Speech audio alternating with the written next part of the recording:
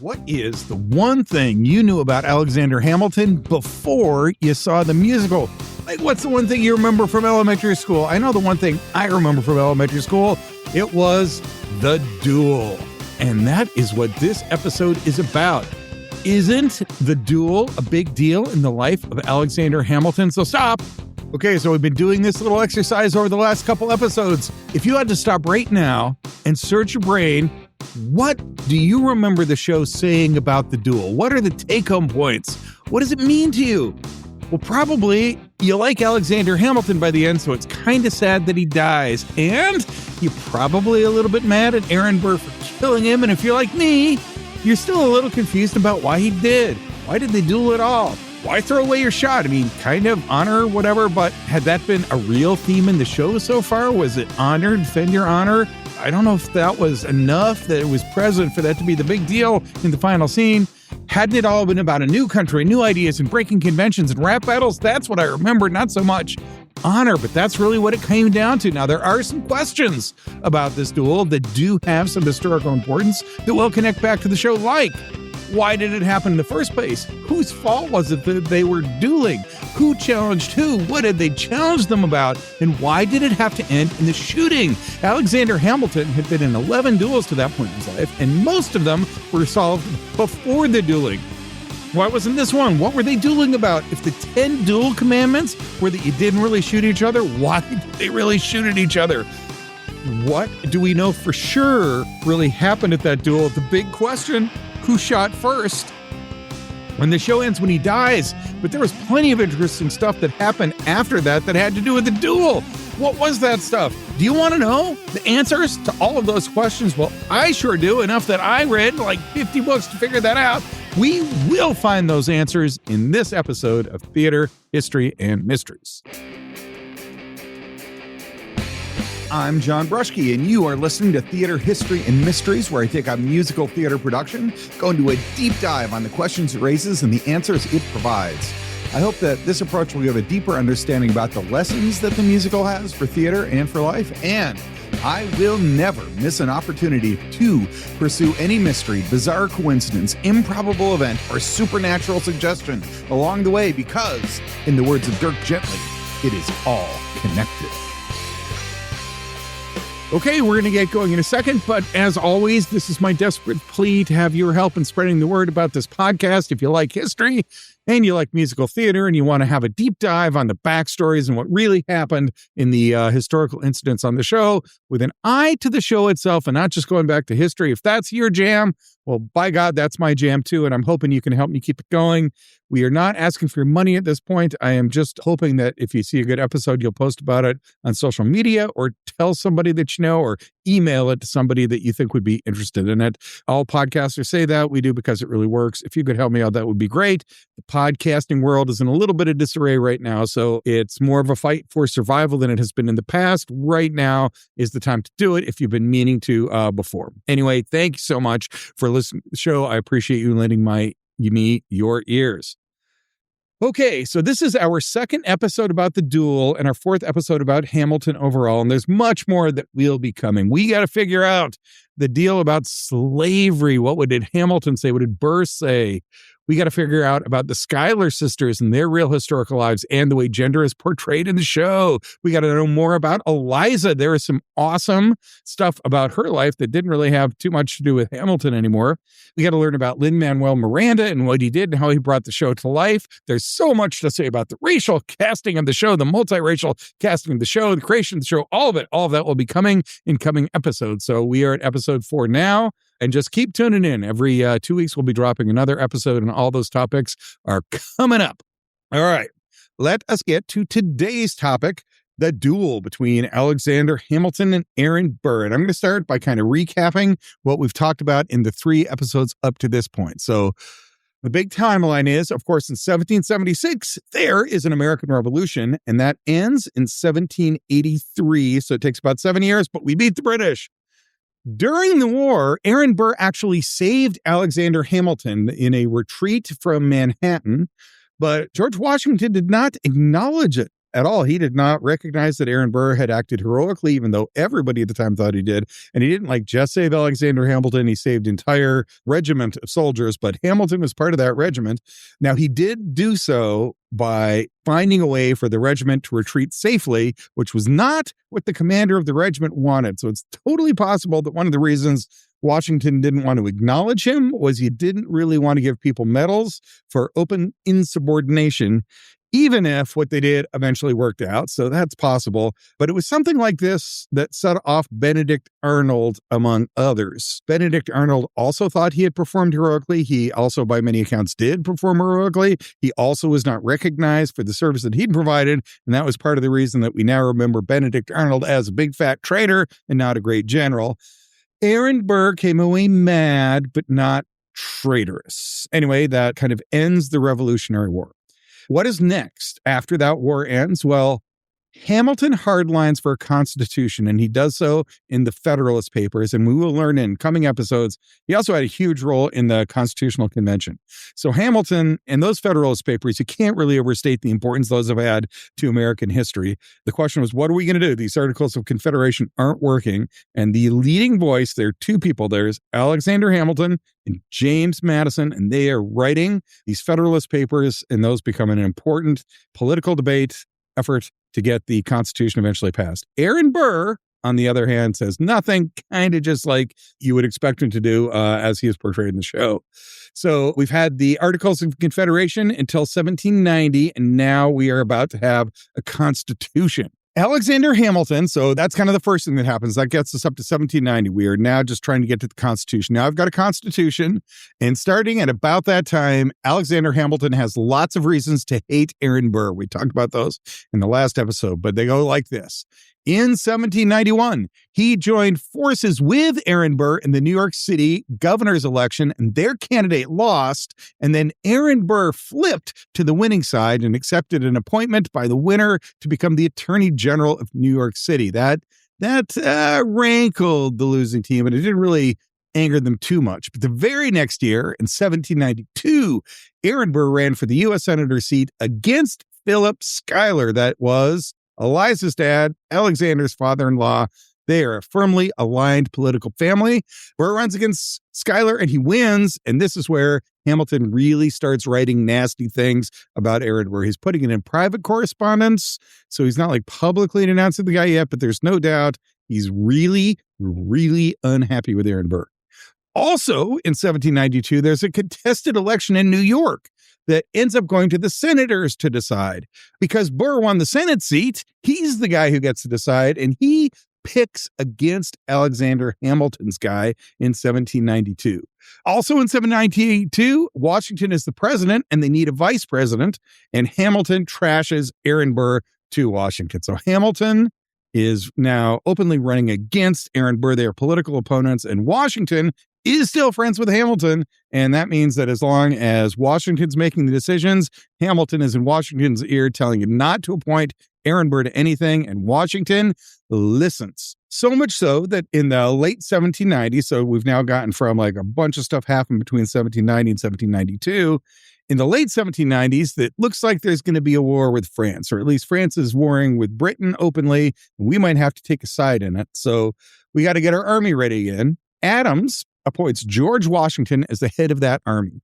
And George Washington immediately picks Alexander Hamilton as his number 2 guy, his right-hand man. It is nice to have Washington on your side. And Hamilton uses this position to aggressively ice Burr out of the military. Now, this is the 3rd time that Washington has iced out Burr. He didn't recognize him when he heroically performed in the retreat of Manhattan. He did not really appoint Burr during the war, and he does not appoint him during the War of 1790. And this is the 2nd time that has happened, with Hamilton getting really nasty and saying nasty things about Burr. That gets us now to the election of 1800, where Hamilton trashes John Adams. So this isn't directly at Burr, but Hamilton now does not, he and Adams totally hate each other. And Hamilton trashes him. Aaron Burr and Adams have spies. They figure out what it is Hamilton had to say, and they publish it.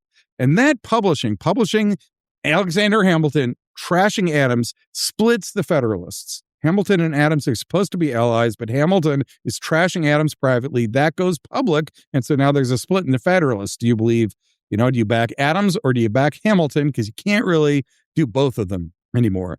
And the other thing that happens is Hamilton is out. In 1797, the Reynolds scandal breaks. That's where we'll get to this a little bit more details to come.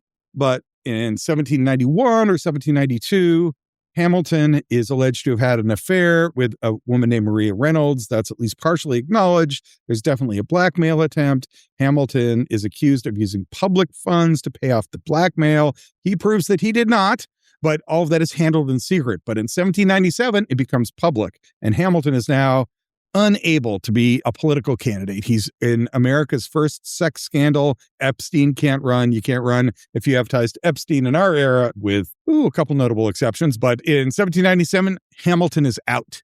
So that gets us to the election of 1800 now. And at this, unbelievably, Jefferson is supposed to be the presidential candidate. Aaron Burr is supposed to be the vice presidential candidate, but they end up tied in the Electoral College. And so at the time, then went to the legislature, but that meant since Burr and Jefferson's party was split, the Federalists could basically make the call. They were split, but there was still a presence in the legislature. And Burr refused to take a stand or make any overture or reach out to the Federalists at all. So Hamilton and others in the Federalist Party, they picked Jefferson. So Jefferson wins the presidency. Burr is now the vice president. So let's just wrap all that up in one big box score. Hamilton and Burr are on opposite sides on a whole bunch of political issues. Hamilton has a habit of writing nasty things about people that he doesn't like, including Adams and including Burr. The Adams thing was published, which blew back on Hamilton big time. And if Burr had known what it was Hamilton was writing about him as he was trashing him in all those different times he was shooting him down, he probably would have challenged him to a duel before 1800. Many scholars point that out, that if it had been known to Aaron Burr, he would do it. Okay, so now we're going into the selection of 1800, and it is just everybody hates everybody else.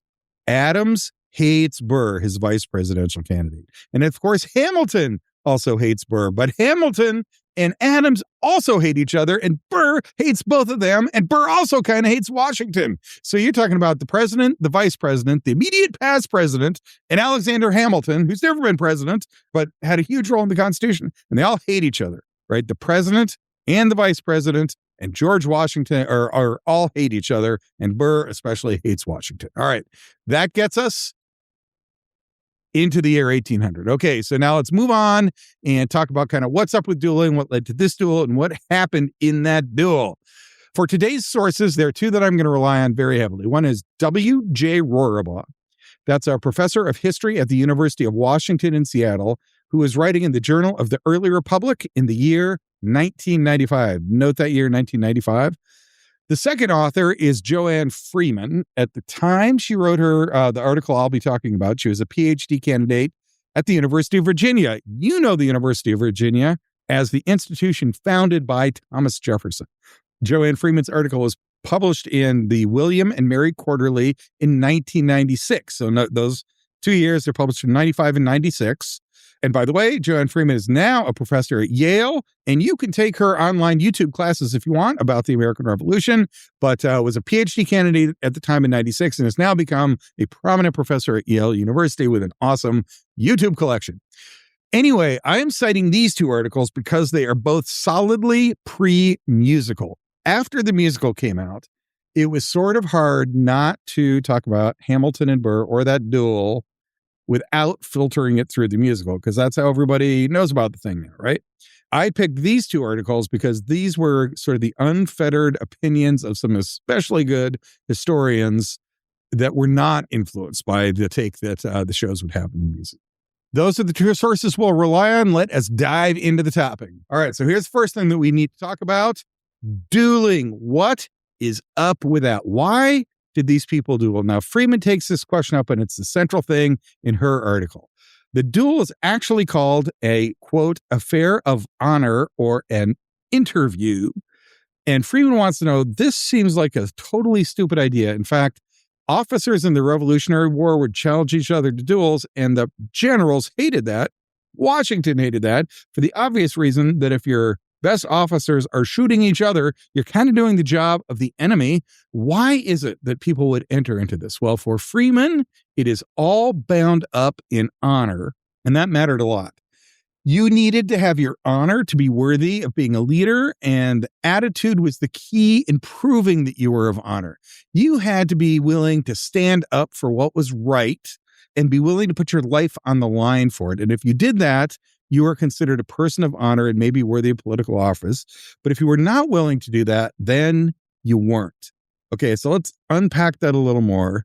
Freeman calls it's sort of an elaborate dance. Here's the quote, intricate games of dare and counter-dare, ritualized displays of bravery, military prowess, and above all, a willingness to sacrifice one's life for one's honor, end quote. So for Freeman, it's all about negotiations. It's an elaborate game of diplomacy that you're trying to maintain your political position and your credibility by proving that you're willing to stand up for what's right and even for dying for it. So you have to kind of participate in this game, but the point isn't really at the end of it to shoot each other.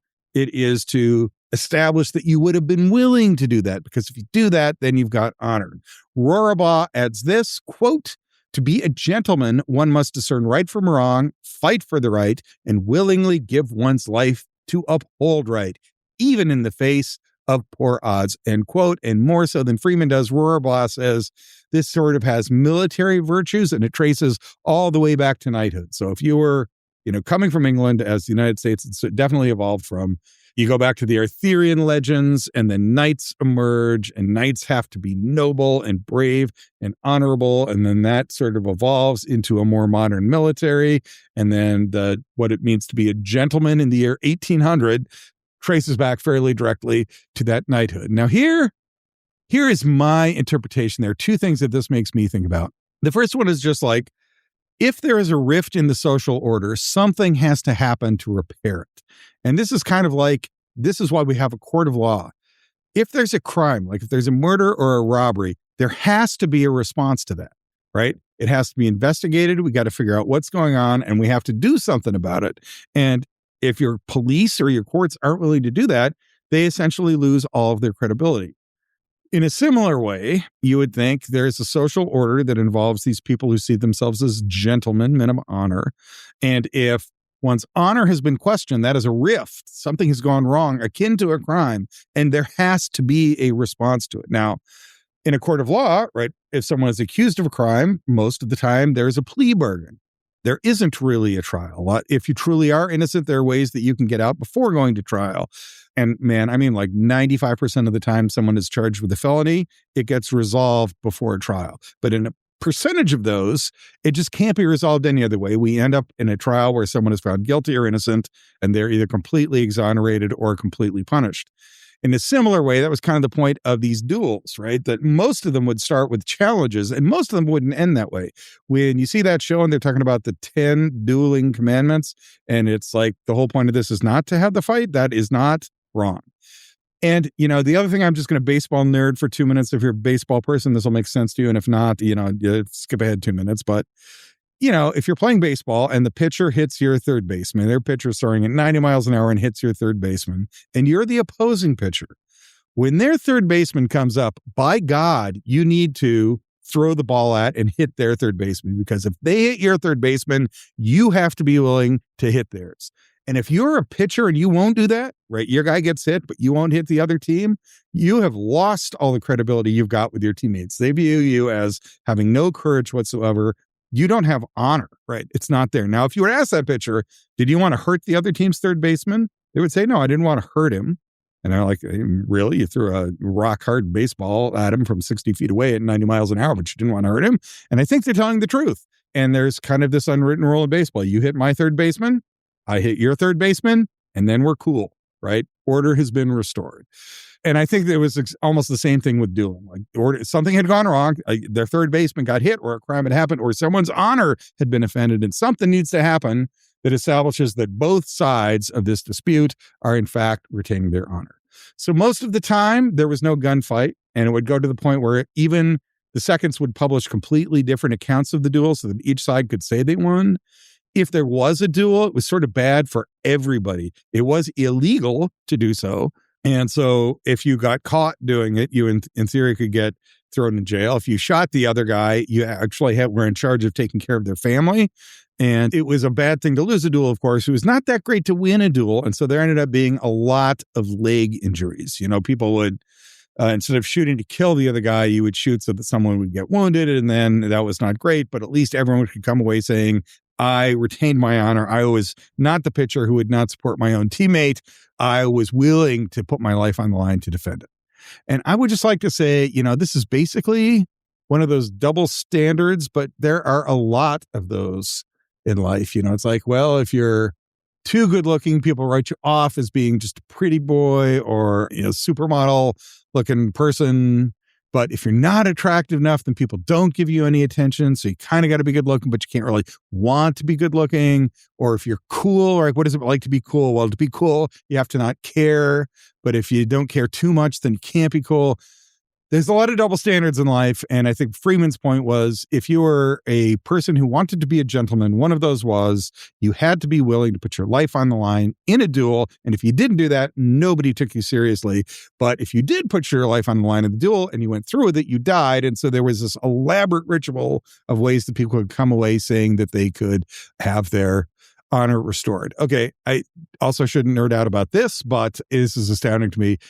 According to Freeman, there are 5 fighting words. If you say one of these 5 words, there's no way to get out of a duel. If you call your opponent a coward, a liar, a rascal, a scoundrel, or a puppy, those 5 words, then there's no way you can avoid the duel. Like, those are the fighting words. That's like, there is no way the person can respond.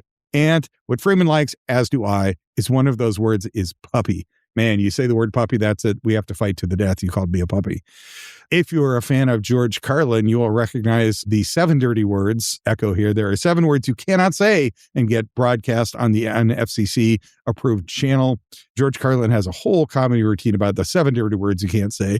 And my last baseball nerding out, I promise, is there are also key words you can say in a baseball game to an umpire that makes them throw you out, right? So you walk up, and the umpire knows those words, and you know the words, and the umpire will let you yell at him for a while.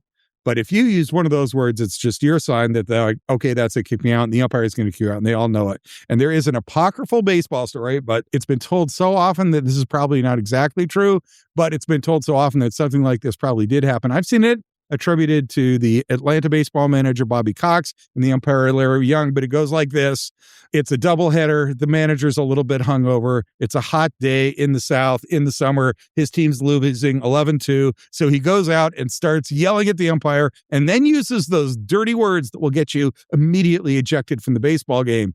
But he doesn't get ejected. And the umpire eventually says, look, man, I know what you're trying to do, but if I got to stay here and watch this, you got to stay here and watch it. I'm not going to eject you. And then eventually the two of them are both laughing in the middle of this argument. Anyway, there are 5 dirty words that can get you into a duel. There are 7 dirty words that'll get you kicked off the FCC. And there's some dirty words in baseball that'll get you kicked off. But it is the significance of those dirty words for us is that if they are uttered, it is your way of saying, there's no way out. You're going to have to kill me or I'm going to kill you, but we're not going to negotiate this. Now, I will say, as much as I want to believe that there are 5 words that cause those duels and that those words included puppy, I got this from Freeman. Freeman in this article does not have any citations to demonstrate. So I don't know where Freeman got that from. It might be in some of Freeman's other work, but I can't stand up and say for sure. I know that's true. The work is otherwise excellent. It is kind of a side point, but so what's up with the gunfight? You're preserving honor, and you can use words that will trigger an immediate gunfight. They tended these duels to follow contested political elections. And so eventually they became about winning public opinion. It was a way to question your opponent.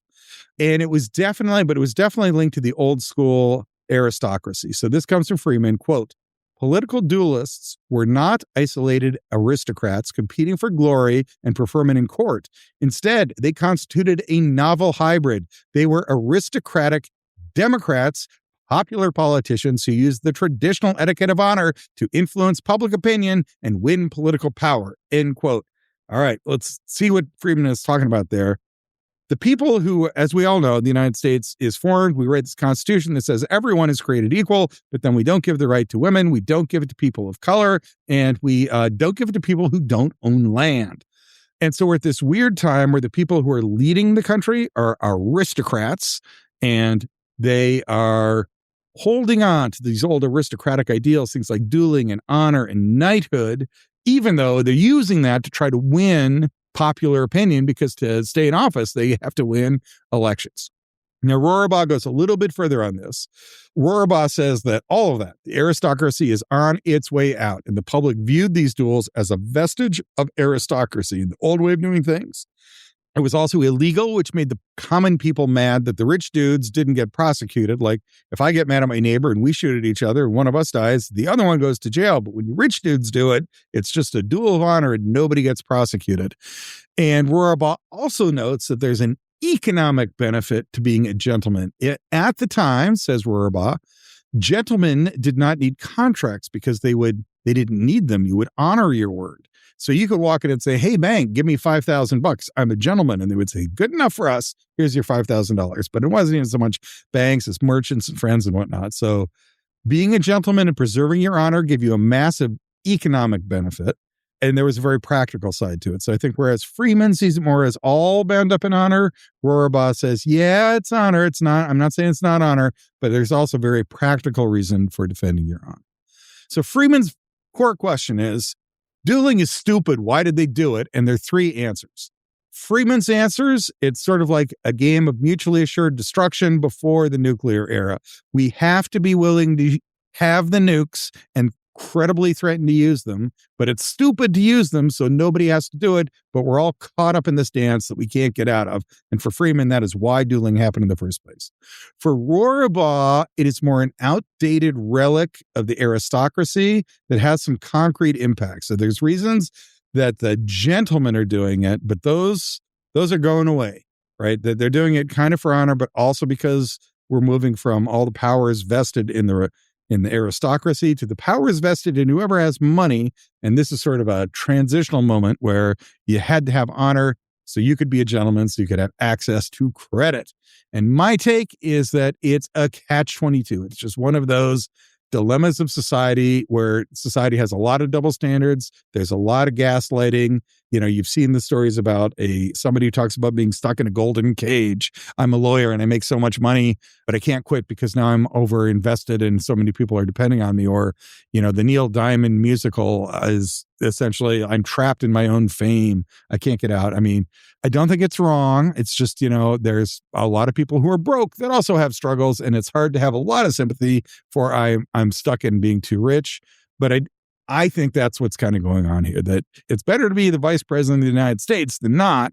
But yes, once you were in there, you are now stuck in this double standard, in this catch-22. You have to preserve your honor by being willing to kill each other, but you want to, you know, it's a mutually assured destruction deal where you don't want to.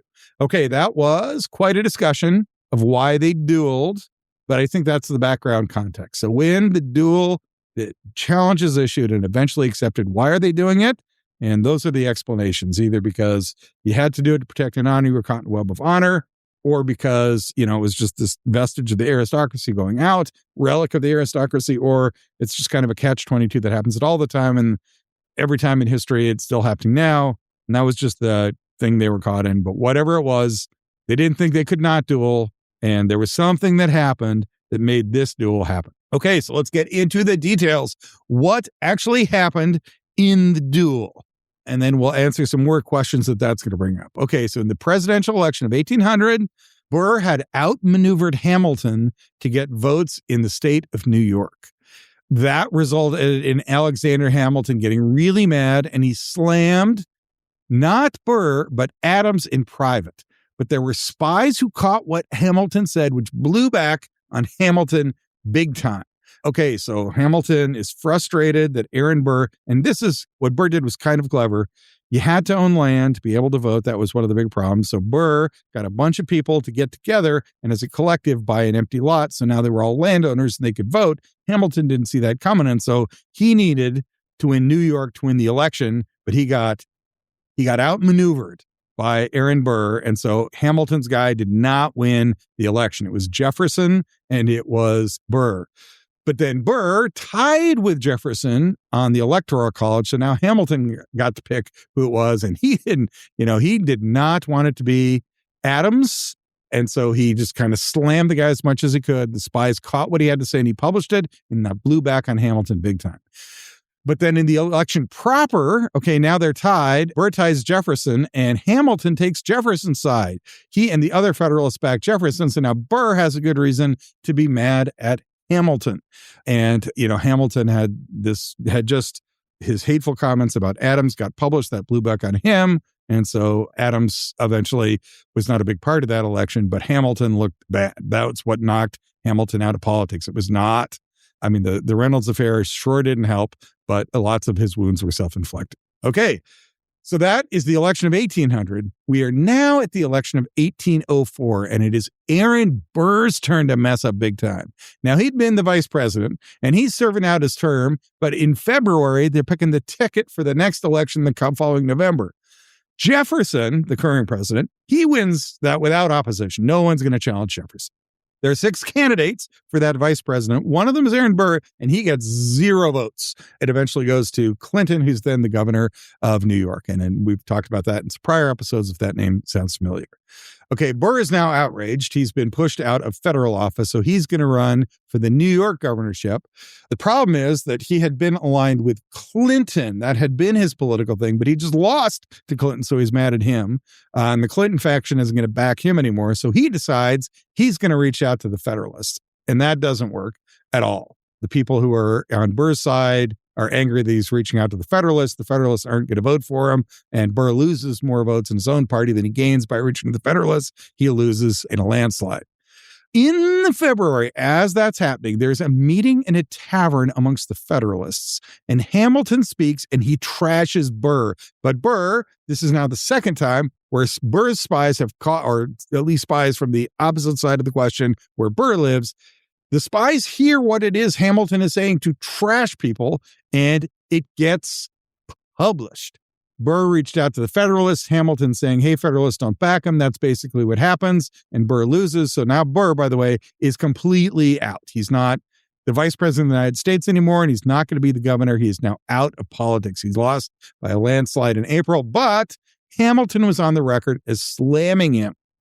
Okay, there is now a dinner party, and Hamilton again trashes Aaron Burr. One of the guests is named Charles D. Cooper, who writes a letter about what Hamilton had to say.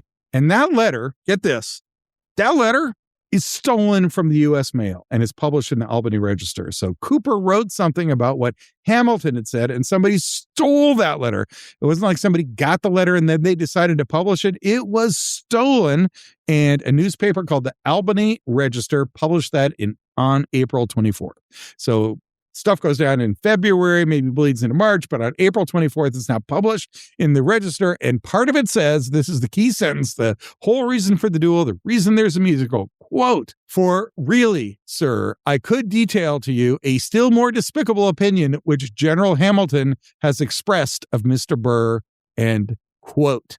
And then on June 18th, so almost a month later, Burr writes to Hamilton and says, hey, what did you mean by despicable? What is this still more despicable opinion that you hold of me?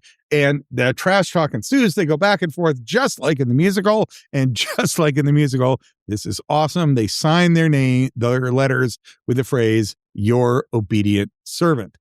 That is the sparking incident. They set the duel for June 27th. But Hamilton's like, oh, hey, man, I got these clients that I'm representing as their lawyer. Can we push it back? And Aaron Burr's like, yeah, that's cool, man. Let's push it back. I do want to kill you, but I'm not in any rush. So they push it back to July 10th. And in the days leading up to that, both of them write letters explaining what they're thinking. Okay, so now we are at the morning of July 10th. They've issued and counter-issued things. They have written letters explaining why they're about to do it. They both row across the river from New York, where dueling is illegal, to Weehawken, New Jersey, where it is not illegal. Burr gets there first, he clears the brush, and his second is a guy named Van Ness. Hamilton gets there second, arrives after Burr, and his second is named Pendleton. And there are also some guys who rode them over, and there's also a doctor. Alexander Hamilton brings the guns, and there's a hair trigger setting on them. So the hair trigger is like, you point and it goes off, as opposed to you point, you hold it, and you got to shoot. There's a hair trigger setting on the guns that Hamilton brings. There's this weird ritual where everybody except for the second is supposed to look away so they won't have to testify. So someone says, did you see them dueling? You can honestly say, I didn't see anything. You were there, but you intentionally averted it. The seconds are the only ones who see anything, and they're supposed to write a joint statement about what happens. They will eventually write separate ones and then kind of a joint one, but they definitely have different accounts. But for sure, here's what happened. They toss some lots to decide who gets to pick the location and who gets to call the start, and Hamilton wins both times. So he gets to decide who's standing on which side, and his second, the guy named Pendleton, is the one who gets to say, ready, set, aim, fire, shoot. Then for sure, Hamilton asks to put on his glasses, and Burr says, yeah, sure, put them on, no problem. Pendleton walks up to him, Hamilton, that is Hamilton's second, walks up to him and says, is your hair trigger set? And Hamilton says, quote, not this time, end quote. That's Pendleton's account. Nobody really contests it. Then there is disagreement. Then they aim at each other and they shoot. There is disagreement about when the shots were happening. Either both shots were fired, but they're fired either simultaneously or really close to each other. By all accounts, Burr's shot hits Hamilton in his right side, hits the spine and kills him. And Hamilton's shot goes into a tree. Now, Van Ness and Burr both say that Hamilton is aiming at Burr when Burr hits him. And so then, since the bullet hit Hamilton in the side, that knocked him backward. His gun went off, and that's why he shot in the tree. Pendleton says that Hamilton threw away his shot. He shot into the tree. He was not trying to kill Burr, and Burr hit him anyway. Now, according to Rohrabaugh, Burr then tried to rush to Hamilton, but Van Ness, Burr's second, restrained him. There's no citation there, so I'm not sure how to evaluate whether or not that's true, but Rohrabaugh definitely said that it happened.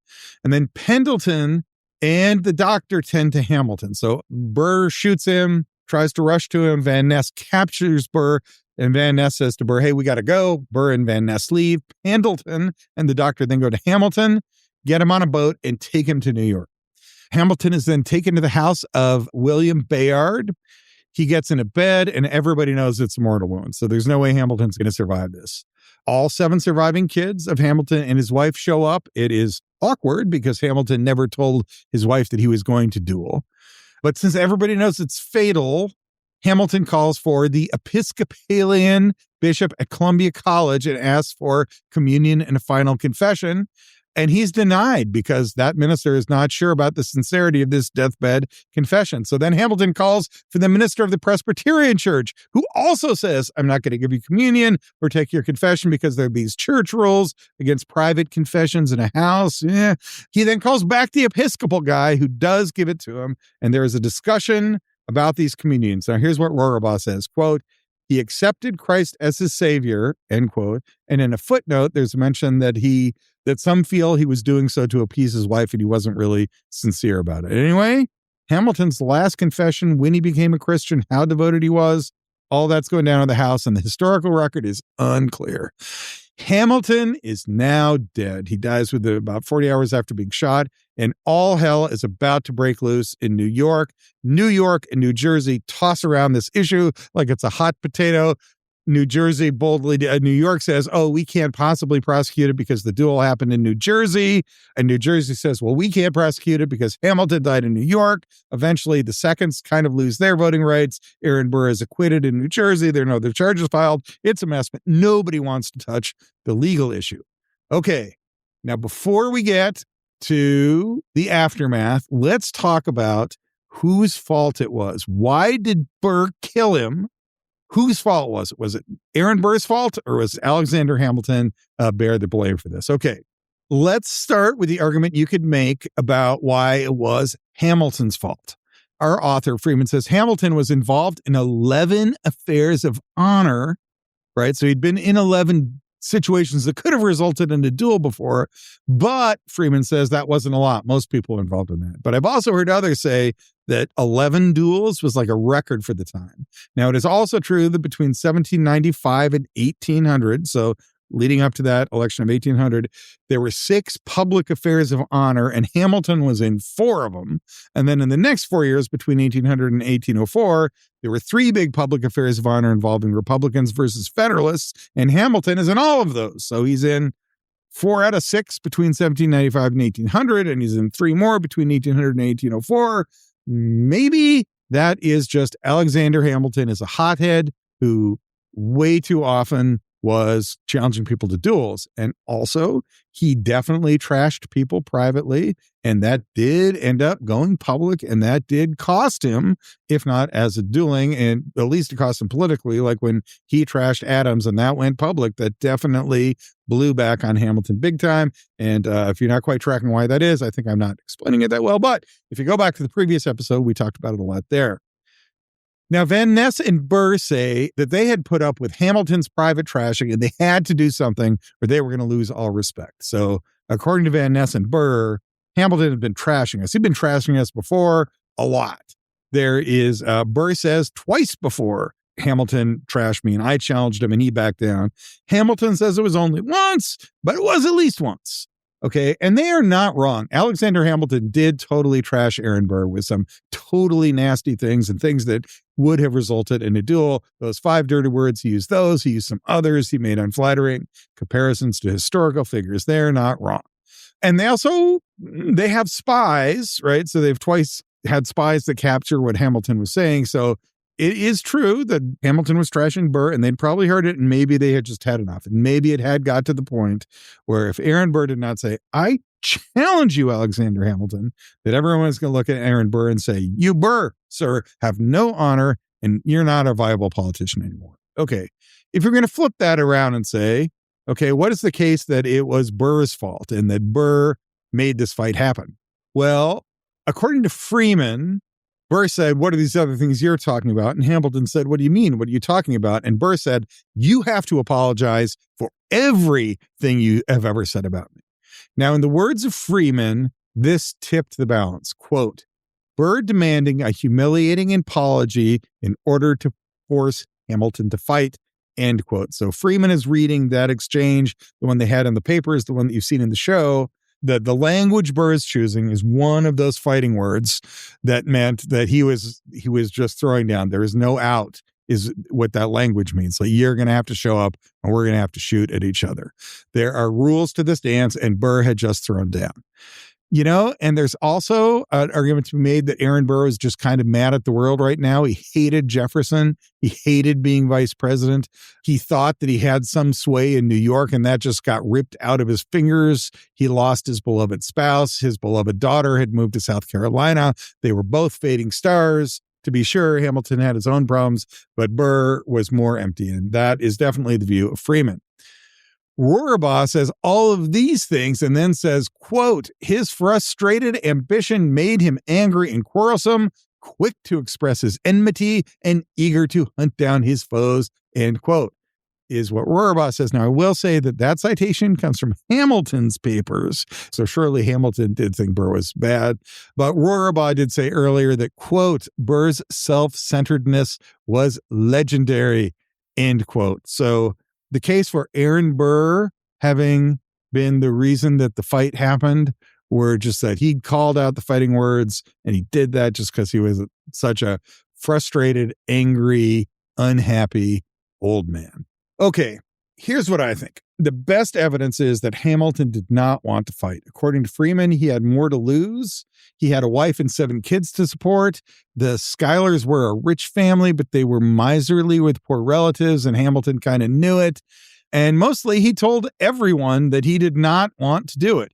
He left a letter. That letter that he wrote before the duel said, I do not want to be in this duel, and I'm not going to shoot Aaron Burr. I'm not going to kill him. And he said he opposed dueling as a Christian, but he didn't see a way out of avoiding the duel. So his solution was he'd show up, but he wouldn't shoot Burr. He wrote that in his letter. He also said that to Pendleton. He also said that to Rufus King. He and Rufus King had a connection from some of their New York political races that did involve Aaron Burr, but King was a friend of Hamilton's, and he told Pendleton, hey, I don't want to fight, but I don't see how I can get out of it, so I'm going to show up, but I'm not going to shoot Burr. He says that Pendleton, he says that Rufus King. Rufus King then tells his friend Matthew Clarkson and a guy named Egbert Benson and also John Jay. And also on his deathbed, Hamilton said he was determined not to take Aaron Burr's life. Now, that's a lot of guys all saying the same thing, that Hamilton did not want to duel. So I believe the reason that the shooting duel happened in the first place, there are other people who have done a deeper dive on this than I have, but I think based on, the research I've done here is definitely scattershot. I've read a bunch, but of the stuff that I have read, I'm not reading. I don't have the knowledge that a professional historian would, but of what I have read, I do think there is a case to be made that if you had to ask, did they duel because Hamilton was picking on Burr so much that Burr had no choice, or did they fight because Burr had just had it with the world and was angry and wanted to make the duel? I think the answer is it's probably, the show is accurate that Aaron Burr forced the duel and that Hamilton just didn't want to do it. Okay, but that still leaves the question of who shot first. Okay, well, here's the evidence that it was Aaron Burr who shot first. Hamilton, of course, left his letter saying he wouldn't shoot first. The fact that Hamilton was shot suggests that probably Aaron Burr shot first. Burr was probably in a bitter state. He was responsible for the duel happening in the first place. And Hamilton's bullet, by all account, hit a tree. Now, if he shot before Burr did, it has to be an attempt to miss. That Hamilton said, I'm going to throw away my shot. I'm not going to shoot at you, Aaron Burr. And if he shot first and his bullet went into the tree and everybody agrees it went into the tree, then it is just exactly as the show portrays it. Hamilton threw away his shot. Now, if it was afterwards, so like if Aaron Burr and Van Ness's version is correct, Burr's shot hits Hamilton and then Hamilton's body gets thrown off by the impact of the shot, and then that's why he shoots in the tree. That still means Aaron Burr shot first. Either way, the fact that the shot goes into the tree probably means Burr shot first. Is there a hair trigger where Hamilton says, not this time? That means that he'll see what happens on the first shot, and he's not intending to take a lethal shot at Aaron Burr unless Burr shoots at him. Burr's friends say that he reset it, like he told his second Pendleton that he didn't have it on, but then he changed his mind. He did do it, and that's what caused the misfire, so that as he was trying to aim, like he was aiming it down, but he accidentally shot in the tree because he had put the hair trigger on. That's not a super convincing account. He said that he wasn't going to put the hair trigger on, but then he really did, and that's why he shot into the tree, or he just never did and was going to wait for the second shot, which is not inconsistent with the way the duels went. He was also, Burr was still mad at Hamilton and trashed him when it was over. Quote, Burr insisted that Hamilton was the miscreant, the ambitious politician who had violated the laws of honor, end quote. That is according to Freeman, and that's what Burr was saying about Hamilton. And he's saying, like when they walked up to Burr and said, hey, what did you think about Hamilton's deathbed account of this? He said, that guy, it was all his fault. He was a scoundrel. Burr then had an autobiography made, and here is a quote that Freeman has about that. Quote, with amazing nonchalance, his first biographer, Burr's reported, Burr sometimes spoke of my friend Hamilton, who I shot, end quote. And I think the fact that Burr was so dismissive about the event that it shocked his biographer is more evidence. One more quote from Burr on Hamilton, who on his deathbed insisted that he had never meant to kill Burr. Remember, Hamilton, as he's dying, says, I never meant to take his life. Here's what Burr has to say about this. Quote, the last hours of General H, I might include the day preceding the interview, appear to have been devoted to malevolence and hypocrisy. The friends of General H and even his enemies, who are still more my enemies, but are too faithful executors of his malice, end of quote. Burr relied on, quote, all men of honor to recognize the truth, to, quote, see with disgust the persecutions which are practiced against me, end quote. So, if Burr shot Hamilton because he hated him, and you were wondering, did Burr really hate him? Burr really hated him, and that's more evidence maybe that he was willing to pull the trigger first. Now, there is evidence that it might have been Hamilton who shot first. He said he did not want to fight because dueling violated his Christian principles.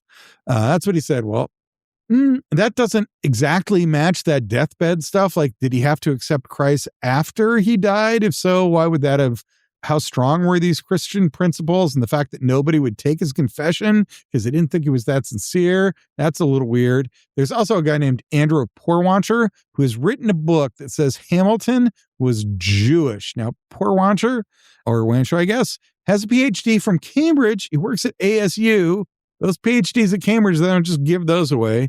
His idea is more that he started his life as Jewish and then he reinvented himself as a Christian. But anyway, that digs into the idea that he's not so deep in his Christian beliefs before the dueling. So maybe he did go in wanting to shoot first, or at least don't give his night before letter too much credence. When he's writing that letter saying, I can't duel and I won't shoot Aaron Burr because it offends me and my beliefs as a Christian, there's some reason to wonder how sincere those claims that he was Christian and devoutly Christian were. There's also the question of the glasses. He put his glasses on. Well, doesn't that prove that you were trying to aim at the guy? Like, you don't need glasses if you're going to throw away your shot. Pendleton says it was to, quote, make sure he missed, end quote. That's not super convincing. I'm not sure you need glasses to make sure you're going to miss. Aim high, you'll miss. But it doesn't necessarily mean that he took the first shot. There was that other thing about I am deeply opposed as a Christian to dueling, but I've been in 11 duels in my lifetime. That's a weird replace duel with sexual affair and see how convincing that is. As a Christian, I'm deeply opposed to sexual affairs. Now, I've had 11 of them, mind you, but really, in this case, it totally offended my Christian sensibility, so I couldn't possibly have done it. And finally, Freeman says that Burr said that Hamilton looked like hell, and that was because he had a guilty conscience. Freeman says it's because Hamilton knew that he was trapped in that web of honor, that catch-22. He had to duel, but he didn't want to. I'm not sure either of those is super convincing, but it is true that if Hamilton looked terrible, it could have been that he was willing to shoot at Burr and he didn't want to. All right. What is all that up to? My conclusion is that Burr probably provoked the fight, that Hamilton probably did not want to fight, that Burr probably did shoot first. And Hamilton was probably not intending to shoot, at least not at first. Like if he said, I didn't put it on the hair trigger now, I think he probably didn't put it on the hair trigger. And I do think that the shot into the tree has to mean either he shot first into the tree and then Burr shot him, or Burr shot him first and he shot into the tree and was maybe aiming. The best you could say for Burr is that he definitely shot into the tree and I did shoot him first, but he was aiming him. It just seems more likely that given the letters he'd written the night before, the large number of people who heard him say he was not going to try to kill Burr, and the fact that his bullet ended up in the tree, probably Burr shot first and probably Hamilton was not trying to shoot him. Okay, but in the end, I'm not even sure that's the big point. Let's look at the aftermath of what happened. Okay, the aftermath is that it totally sucks for Aaron Burr, like capital S sucks. Hamilton dies within a day of the duel. So the duel's on the 10th. He dies within a day. The eulogy is delivered on the 14th. The funeral is massive. And I'm going to read a long quote here because I think it's worth reflecting on how big a deal this is. Quote, Hamilton's funeral in New York, set for Saturday, July 14th, was unprecedented. Except for the funeral of George Washington, it brought the largest outpouring of public grief in the city's history. The city's common council declared a public holiday, paid for a mahogany casket, and passed a resolution calling for the ringing church bells throughout the day of the services. Although the use of such bells for funerals had been banned, almost all business ceased. Ships in the harbor flew their flags at half-mast in honor of the man who is credited with making American commerce flourish. American, British, and French warships were in port, fired salutes during the funeral to honor Hamilton's military career. The Society of the Cincinnati, composed of the Revolutionary War officers, organized a funeral procession for Hamilton, who in 1802 had been elected the national president general of the organization. The Society and the Common Council called upon the citizens to wear black crepe mourning bands on their arms for 30 days. The procession, including veterans, soldiers, ministers, lawyers, merchants, mechanics, college students, and others, walked slowly for 2 hours from the house of Hamilton's brother-in-law, where the remains had been, to Trinity Episcopal Church, where the body was to be interred. Thousands marched, and thousands more stood on the streets or watched from the window overhead. Many women in the windows wept, end quote. That's a big funeral. Governor Morris gave the eulogy, and he avoided any mention of the duel or Aaron Burr because he thought that if he did so, it would immediately provoke a riot. This is from Freeman, quote, Morris said, quote, "How easy would it have been to make them for a moment absolutely mad," end quote. Okay, and it wasn't just they were happy with Hamilton, they were mad at Burr. The pro-Hamilton press, so there was, pro and anti-Hamilton press, but the pro-Hamilton press unleashed every accusation possible at Aaron Burr. From Freeman, quote, "Clintonians and Hamiltonians capitalized on public interest to achieve a political victory over Burr, their common foe. The American Citizen and the New England Post joined in high praise of Hamilton and condemned Burr as a murderer.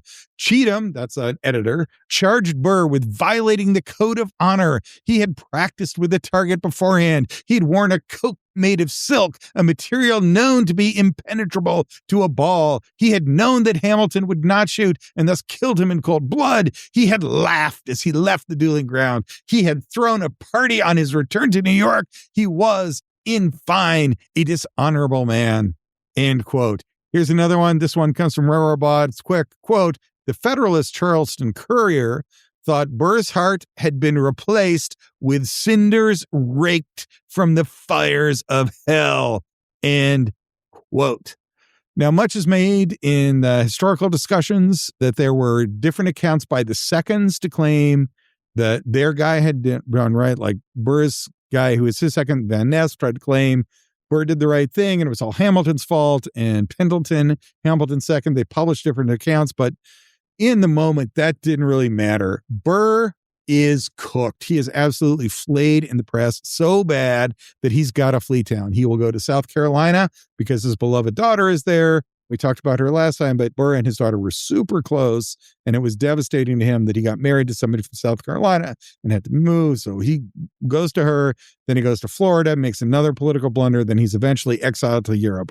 The vice president of the United States has to flee to Europe and has to flee New York during his term in office.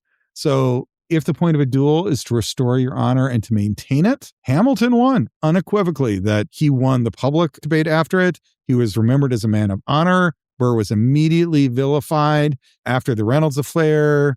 Hamilton was probably politically dead. Burr was out of office, but he'd been out of office before. But after this thing, there was no coming back, man. It was all over for Aaron Burr the moment that Alexander Hamilton died. And so that kind of ends the story for Hamilton. All right, so Aaron Burr is getting cooked in the press. He's got a lot that he did wrong there, but there are some reasons that you might feel sympathy for old Aaron Burr. Burr himself noted the irony that the people who didn't like Hamilton when he was alive were happy to hate Burr now that Hamilton was dead, notably Jefferson. So Burr was pointing out that you did not like Hamilton this much when he was alive. Now that he's dead, you're kind of piling on me. He's not wrong about that. That there, had he been shot, had he been hit, had he been hit in the leg and suffered a wound, people probably would have turned on Hamilton as much as they turned on him, or at least some of the people would. So he's not wrong to say that a lot of this was after the fact, second guessing. A lot of people who would have been happy to shoot Alexander Hamilton themselves were suddenly outraged that he had been dead. Now, I had also mentioned that Governor Morris gave that eulogy where he was like, I got to steer clear of the dueling thing because if I do talk about that, that's going to cause an immediate riot. Well, that's true. But what he put in his diary was a totally different story. This comes from Rorabaugh, and here I'm going to read you the full quote. Quote, "In his diary, Morris expressed other sentiments, calling Hamilton indiscreet, vain, and opinionated. Morris did not seem surprised by the duel. Indeed, he confessed exasperation as how to proceed with the eulogy. He could not dwell on Hamilton being from obscure origins because it would only remind people of the man's illegitimacy, an embarrassing fact on such an occasion. Nor could Morris talk at length about Hamilton's devotion to his family, since his only defense against the charges that he had raided the public treasury had been to acknowledge publicly that he kept Maria Reynolds as a mistress. It was difficult to talk about Hamilton as a Christian since dueling was considered a distinctly unchristian form of homicide mixed with suicide. The duel itself was especially dangerous, thought Morris, since it could provoke Burr's assassination, partisan retaliation, or even civil war," End quote. So, while it is true that New York is mourning Hamilton and mourning him loudly and publicly, Morris himself was sort of, as Burr was noticing, lots of people who were anti-Hamilton were suddenly pro-Hamilton. And even Morris, who delivered the eulogy, was having a hard time figuring out what exactly there was to say nice about Hamilton. I mean, the other reason you would have trouble talking about Hamilton's humble origins and like the immigrant who got things done was because he was in favor of the Alien and Sedition Acts, which were anti-immigrant. They were kind of his baby, and we'll talk about that a little bit later. Now, that's not to say everything was wrong with Hamilton, but there are reasons to be sympathetic for Burr. So probably both of those guys had a lot of blame to go around. But in the end, it kind of showed the gaslighting of that honor system of you got to be a gentleman with honor. It was almost worse to be the guy who won. That it was a golden cage, and it is hard to have too much sympathy for very privileged people who feel trapped by their extremely privileged circumstances, but it is a trap nonetheless, and it definitely got Aaron Burr. So what was the real loser in this whole thing? Was it Burr, who got run out of town? Was it Hamilton, who got shot and died? Well, Rohrabaugh's take is it was dueling. The press lambasted lawyers for behaving this way and for ignoring the law. It was illegal to duel. And here were two guys who were sworn to uphold the law that were willing to do it. That there was just no way you could say dueling was okay. And as everyone was piling on Aaron Burr, they were also kind of piling on dueling. For the common people, they were just mad that nobody got prosecuted. Sure, there were some slaps on the wrist. It turns out that both of the seconds were disenfranchised. They couldn't vote. But it wasn't like, if a poor person shot another poor person because they were mad at each other, they would definitely go to jail. And that didn't happen here. And that was not lost on the common people. It is true that both of the seconds had their own stories, and they both went in the press to try to argue the case for the guy that they had helped in the duel. And Burr's side of that lost. He just lost the public debate in a big way, in part because the only defense of Burr, like the only thing you could say about why was it okay what Aaron Burr did, was that honor compelled him to duel. But America was kind of founded on the idea that the aristocracy was stupid. And so if honor and aristocracy were the same thing, people were just not sympathetic to the idea that dueling was okay. And so Van Ness was put in the very difficult argumentative situation of, I've got to defend this guy who dueled, but in there, I've got to say I don't support dueling. That's just, you're not going to convince anybody of that. The clergy itself really went after it from the pulpit. Like all the ministers, if you were going to give a sermon the week after this had happened, it was definitely to condemn dueling. It was a thing of the past. In fact, here's the exact quote from the Rohrabaugh's article, quote, "The political duel, however, as Burr so quickly discovered, belonged in the past more than to the present," end quote. And then as proof of that, Rohrabaugh's points to the most conservative, old school, aristocratic, let's go back to the old ways place in the U.S. at that time was South Carolina. And that was really the only place where dueling was still considered okay. And so that, to Rohrabaugh's, just kind of demonstrates there's a tight link between belief in the aristocracy and extreme conservatism, and that dueling was okay, which shows that dueling was kind of part of the aristocratic thing. And if the aristocracy was going to go, dueling had to go with it. And so this was sort of a transition point. Who lost the duel? The answer was dueling itself, that there was some dueling going on up till then, but it was petering out. The country was changing. And this duel in particular was going to be the last time anyone could really do it without getting run out of town. Like if you did it after this, you kind of saw what happened when dueling went public. You got smashed by everybody, by the press, by the clergy, by the common people. It was just not going to be okay to duel after this was over. So in the end, what are we to make of this duel? Well, Freeman starts her article by saying you got to understand it in its time and from the perspective of the participants. And they were kind of trapped in this web of honor, which did give them a privileged place, but also meant that when their honor was challenged, they had to do this duel. And so you got to see it from their perspective. And that is very much how Freeman starts the article. Rohrbaugh takes that a step further and says, okay, well, you can understand what dueling meant in its time and place. But in that time and place, it did not mean, Freeman's almost like why do these guys do the stupid thing? Well, it only looks stupid if you don't understand where they were at in this honor system that was in place at the time. Rorabaugh says, yes, but that time and place was changing and dueling was becoming an anachronism. And if it is true that in June there was a system of honor that compelled them to fight, by July, after the duel had happened, everybody was condemning the practice. And so Rorabaugh says, you can understand it at its time and place, but that time and place was not where dueling was okay. It was a transition from where dueling into a time period where dueling was not okay.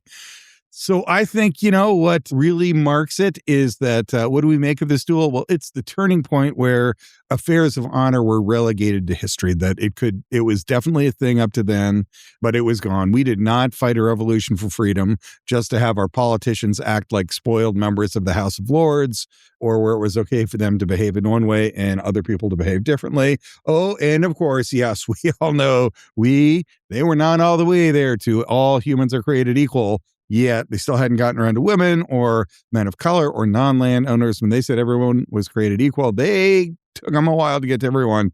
And oh my God, we are still not at the point where everyone is created equal. But, and I guess this is what gives me some encouragement, that's a genie that's not going back in the bottle. You unleash the cause of freedom. People like it and they want more of it and they want consistency for it. What do we make of this duel? This duel, the important thing wasn't that Hamilton lost or that Burr won and was then blackballed. The important things of that duel is that moved the duel from a thing that happened into the dustbin of history. Okay, that's what we make of the duel, but the duel is not the only thing we talked about here. What is the take-home point? Like, we have talked about what this means for history, but what does it mean for the show and the musical? Okay, at the end of the show, what happens? Well, it's a tragic end to a life that could have done more. He did die at a fairly young age, middle-late 40s, and the cast then gathers around to give him a eulogy and say, what do we make of the life of Alexander Hamilton? What did he do? What could he have done? And what does the death mean? The death means his life was cut short, and there was still he was the guy who he had so much to do. He was writing like he ran out of time.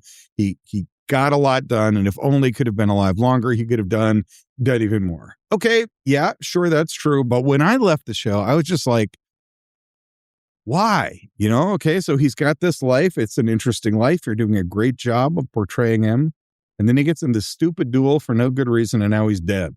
Why did you duel? Why did you do it? I got that you were an immigrant. That rung true. I got that Lawrence was a big guy. I got that you were for freedom. I get that you saw your son die. But that honor BS just did not seem like you in the show. And in the show notes, it says that, the production crew was struggling with how do we end it? What do we do? And they kind of ended on ambiguity. Did Hamilton throw away a shot or not? The production crew was acutely aware that the seconds had both left competing accounts of who had shot first. And they decided they landed in ambiguity, and Lin-Manuel Miranda, according to their show book, the published copy of the libretto, they liked that. And man, ending it on ambiguity just doesn't work for me. It didn't work for me in Jesus Christ Superstar. And ending Hamilton is saying, what does it all mean? We don't know. Did he really shoot? Did he throw away his shot? Who was right? It is arguable that had Hamilton survived that duel, he was just as politically dead as Aaron Burr was. Burr was out of politics, and Hamilton was kind of out of politics. They both could have just run out their lives as bitter old men who didn't accomplish anything else after that. Now, maybe not, probably not. Doesn't mean it's okay that it's dead. But the reason I think the show struggled with that ending is because of what it really means and what it has to mean. The show is about a visionary, complicated, and flawed human being who fought for his place and did some astounding things that changed the world forever. But his end happened because of his limits and his flaws. And it was more than is put in the show, his own doing. He definitely said nasty stuff about Aaron Burr, and he'd said it about other people too. And that did lead to his end. His work with the Constitution and founding the federal bank showed how forward-looking he could be. Both of those two things still have tremendous impact on the world today, maybe more than anything else. Like if you were to say, what are the two things that have shaped America? since it was founded 250 years ago, you could say, well, capitalism and the U.S. Constitution. And if you were to say who is responsible for those two things, the answer is undeniably Alexander Hamilton. But then if you say, why did he die in a duel there in Burr? It's like, because he did something stupid. What the show doesn't talk about so much is he worked on the Alien and Sedition Acts, that he played a role in the duel that was more avoidable than you would get walking away from the show. It showed how blind he could be about the things that had to be left behind. Dueling was a thing of the past. It was going to become a thing of the past, but that was the part of the past that Alexander Hamilton could not let go of. And for as much as he had a fantastic vision about the future, he also had his flaws. And one of those was this belief in that honor system. Had he left that behind, then we would know the answer to what would have happened with the rest of his life. And it was those flaws really that led to a tragic end. Okay, so to me, how does that connect back to the show? Lin-Manuel Miranda made his creative choices. He made a show that everybody agrees is a fantastic work of art. We will get to some other questions about Alexander Hamilton. But before we decide, was this production, with Lin-Manuel Miranda kind of as a central driving force behind it, was this production that attempted to engage history and the history of Alexander Hamilton, getting it right? Well, we got to answer a bunch of difficult questions before we can really get to the bottom of that. But part of it is you got to know, what was Hamilton's role in the Alien and Sedition Acts? We'll talk about that. What was his role in the slavery debate? We'll talk about that.